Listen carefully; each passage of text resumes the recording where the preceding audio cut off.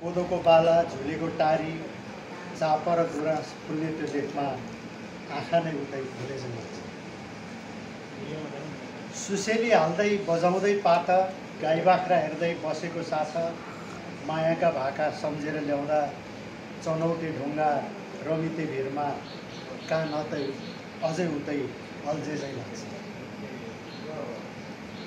काफल टिप्न जङ्गल घुम्थ्यौँ, ऐसेरो चुत्रो खोजेर खान्थ्यौँ, तिन्जुरे मिल्के बेन्स्याम ढाप, मालिङ्गा टुसा र न्युरोको स्वाद जिब्रो चाहिँ उतै छुटे लाग्छ।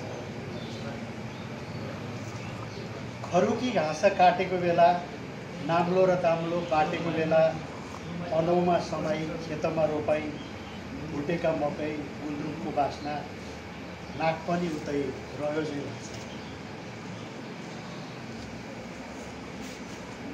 हिलोले छ्याप्दै लागेको आली, कति पो खाइयो रोपाहरूका गाली, रमाइलो मान्दै पाउसेका ताली, सोल्टिनी कान्छी दाजुकी साली, तन मात्र यता के गर्नु कठै, मन मेरो उतै छ जस्तो।